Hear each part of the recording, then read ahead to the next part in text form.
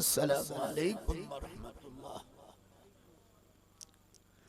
আপনাদের কালীপুর নতুন জামে মসজিদের উন্নতি করবে যুব সমাজ কর্তৃক আয়োজিত অষ্টম বার্ষিকী বিরাট ইসলামী জলসা তারিখ 16 জানুয়ারি 2026 দোসরা মাঘ 1432 বাংলা রোজ শুক্রবার সময় বাদ আসর হতে স্থান কালিকাপুর নতুন জামে মসজিদ প্রাঙ্গণ উল্লাপাড়া সিরাজগঞ্জ।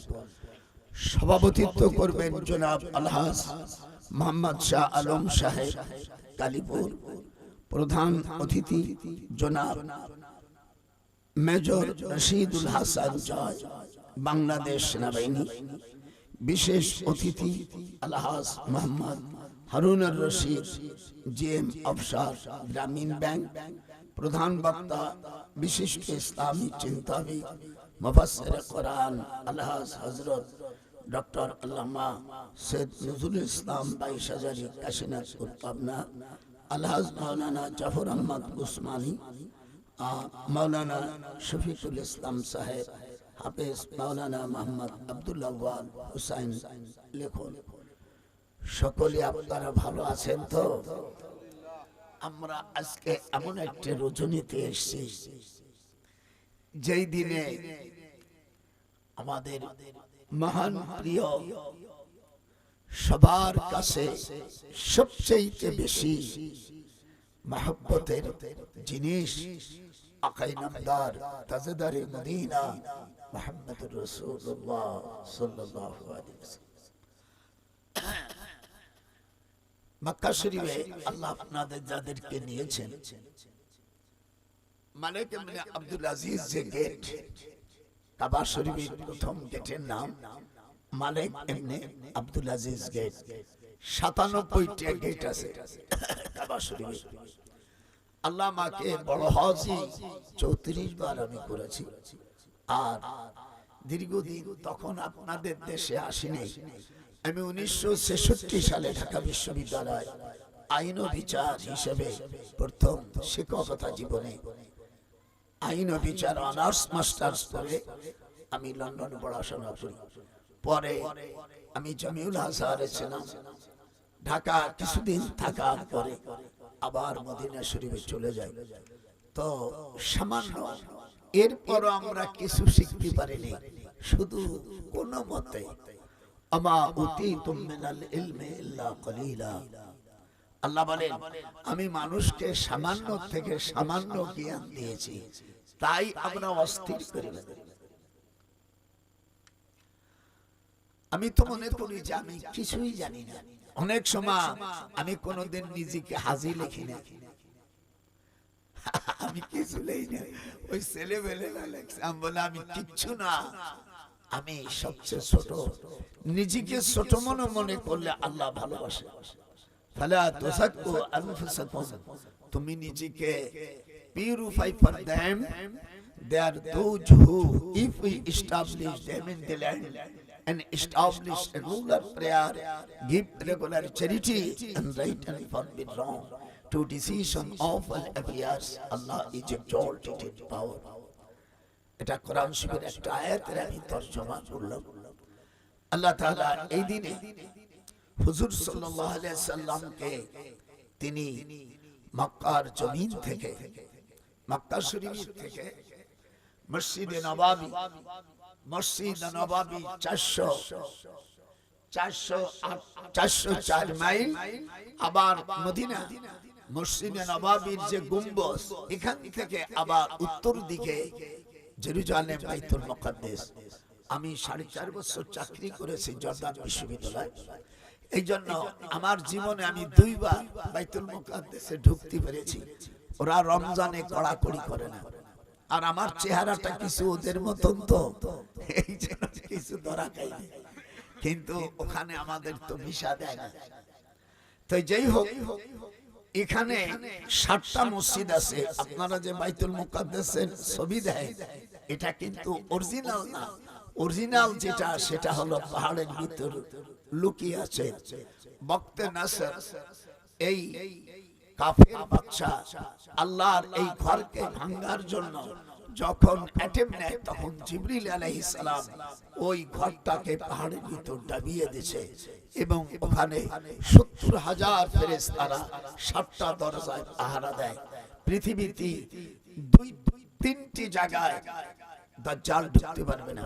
মুসলিম শরীফের হাদিস, কাবা শরীফে 7 জায়গা, জেরুজালেমে 7 জায়গা, আর মসজিদে নববীতে জেরুজালেম অর্থাৎ দাজ্জাল ঢুকতে পারবে না ইল্লা বি মালাকাইন। প্রত্যেক দরজার কাছে দুই জন কোন ফেরেশতারা সাহায্যতে নিয়োজিত থাকবে। এই জন্য আল্লাহ পাক হুজুর সাল্লাল্লাহু আলাইহি ওয়াসাল্লামের স্ত্রী আমাদের ৫ম নম্বর আম্মা, ওনার নাম উম্মে হানি রাদিয়াল্লাহু আনহা, উনি ওখানে ছিলেন। ওই ঘরে হুজুর সাল্লাল্লাহু আলাইহি ওয়াসাল্লাম বলেন যে তুমি আমাকে ওযুর পানি দাও। তো আম্মা জান জমজমের পানি এনে দিয়েছে, আলহামদুলিল্লাহ। তো হুজুর বলছে তোমাকে তো পানি আনতে বলেছি, বলে আমাকে কে জানো দরজার কাছে বলছে জমজমের পানি এনে দাও। সেই লোকটা দাঁড়িয়ে আছে, উনি যে জিবরিল এটা তো আম্মা জান জানে না। আমি ওই হাদিসটা পড়ছি বুখারী থেকে, ইনশাআল্লাহ আমি জানো এই দিনই মানে এই মাসের বাইরে জানো না যায় কথা কোন না। এই মাসটা রজব মাস। রজব মানে বয়রা, রজবুন মানে কি কানে শুনে, আর রমজান মানে সাই, মানে মানুষের গুনাহ 12 মাসের মধ্যে সাই করে। এই জন্য আল্লাহ পাক আরবিতে অনেক সময় আপনার আরবি বোঝেন না, রজবুন মানে সাই, কয়লা। তাই যেই হুজুর সাল্লাল্লাহু আলাইহি ওয়াসাল্লাম তখন জিবরিল দূর থেকে বলছে হুজুর আমি আম্মাকে বলেছি। এটা আল্লাহু আকবার। উম্মে হানি রাদিয়াল্লাহু তাআলা আনহার চরিত্র ছিল হুজুরকে সালাম দিয়ে মাথার চুল দিয়ে স্বামীর পা মোছাই দিত। সুবহানাল্লাহ।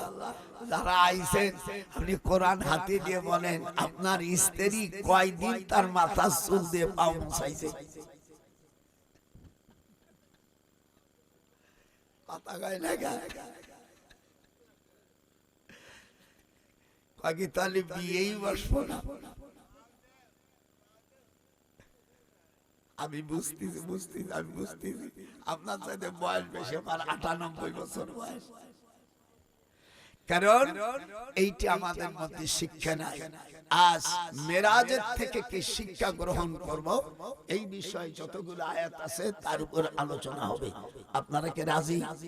আমি আজকে যাব না, আজকে এখানে আমি সেহরি খাইয়া আমি রোজা নিয়ে, আর যদি কিছু না দেন আর ব্যাগের মধ্যে কিছু আছে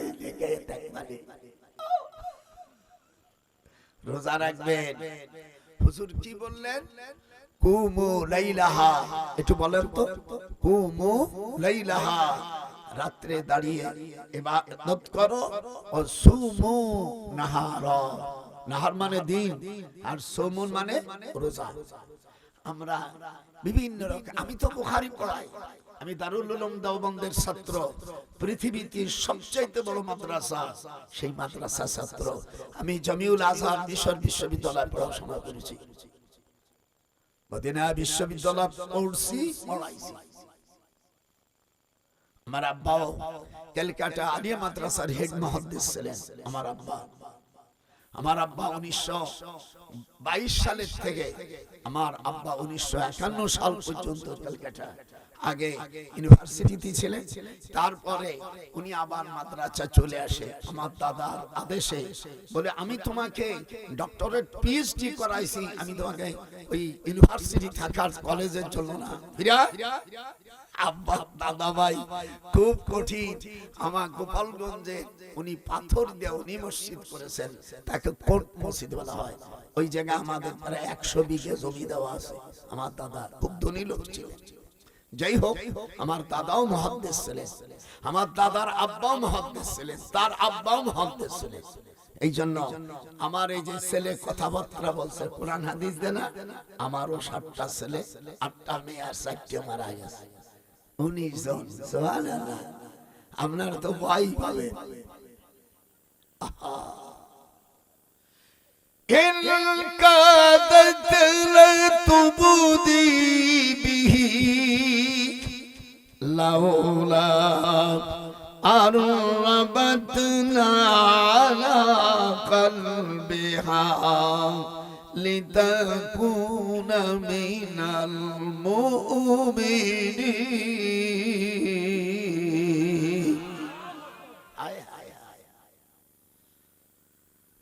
সুন্দর করে জিবরিল আয়াতে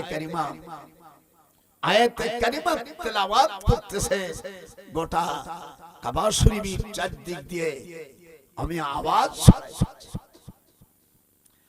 ভাইরা আমার, আল্লাহ রাব্বুল আলামিন তার হাবিবে দো জাহান, হাবিবে সাইয়্যিদুল আম্বিয়া মুহাম্মদুর রাসূলুল্লাহ সাল্লাল্লাহু আলাইহি ওয়াসাল্লাম, উনি 1 নম্বর গেটের কাছে এই জায়গায় আমাদের আম্মা জান উম্মে হানির ঘর।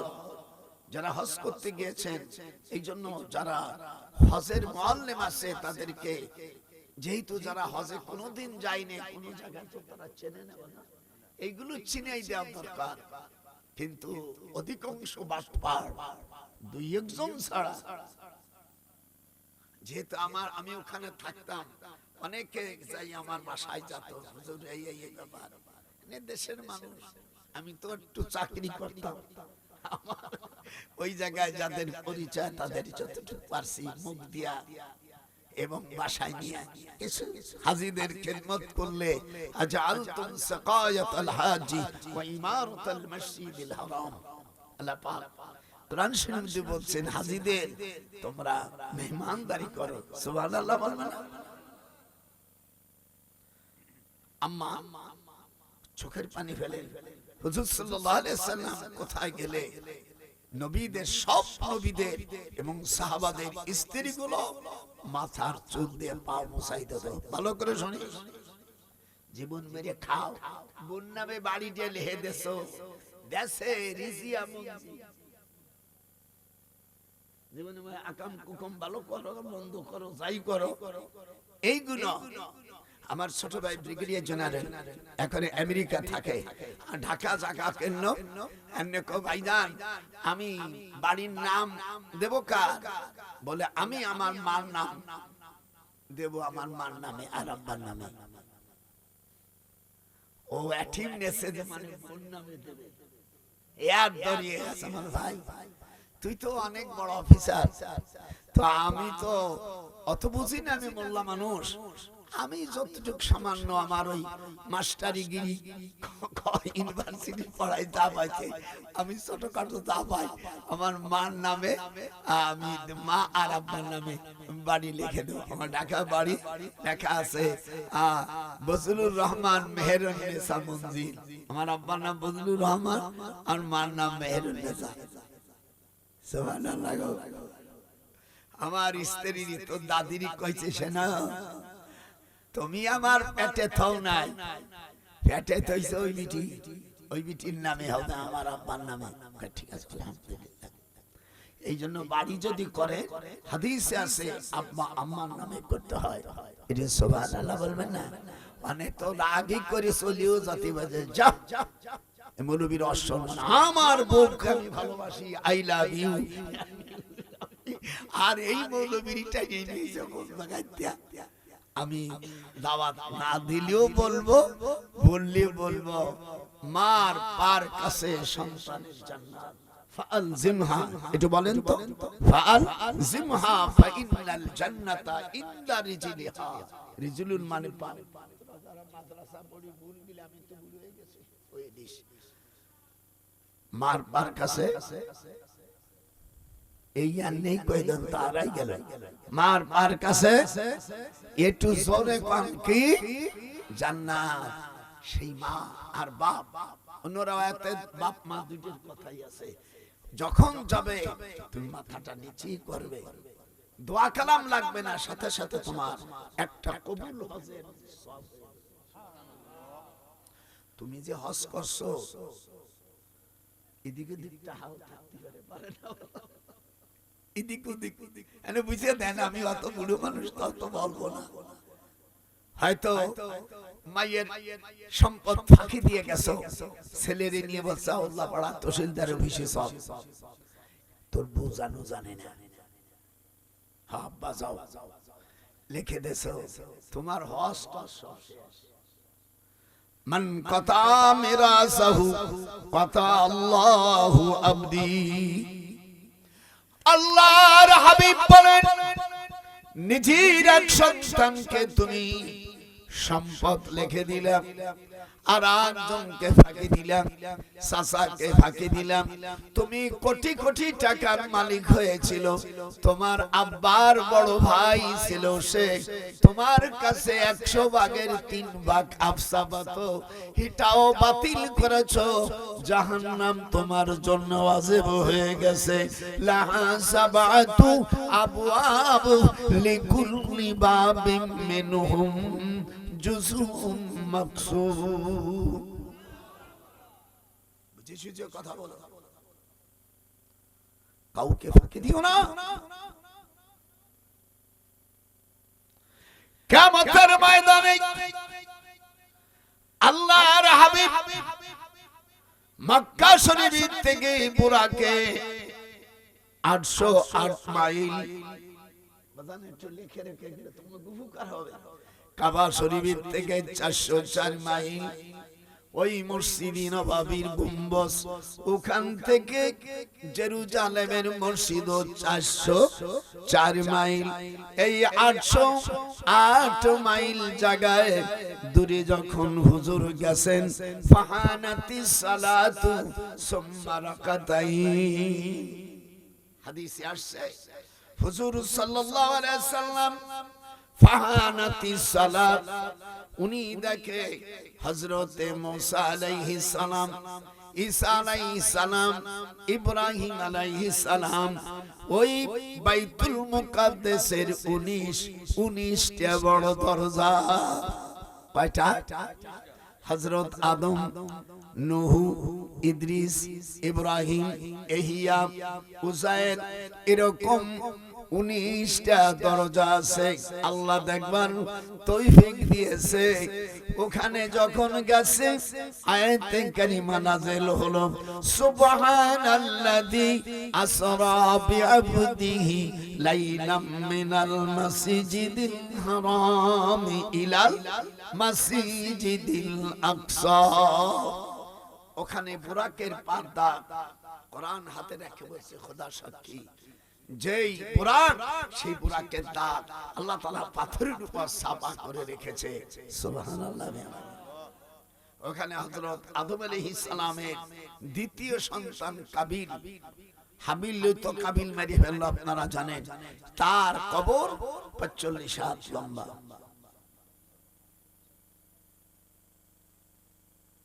দক্ষিণ পাশে একটা ডালিম গাছ আছে। এই ডালিম গাছটার বয়স হলো 10,000 বছর। এই গাছটা লাগিয়েছিলেন হযরতে মিকাইল আলাইহিস সালাম। আজকে কোরআন শরীফে দেখাও, আমি কোন রাজনীতিবিদ না, আর আমি কোন রাজনীতি করি না, তবে 2 নেত্রী আমার আত্মীয়, ওই খালেদার স্বাস্থ্য মুনিমাই বিয়েছে আমার সওয়াল। আবার মতিউর রহমান নিজামী, এই যে আমাকে সাথিয়ার, ওনার মার নাম হলো ময়না, আমার শাশুড়ি হলো আকলিম, আমার শাশুড়ি ছোট। সেই দিক যদি জামাত কোনো মতো যাতে পারে, আমি হব দুলো ভাই, আর বাস্তিতে চলে গেছে। এই জন্য আমি কোন রাজনীতি করি না, করবা কর, আমার চেয়ার ঠিক।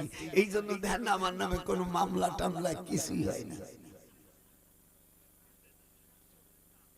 তার কাছেই প্রথম তাই সব আমার শরীর ভালো না, দোয়া করি।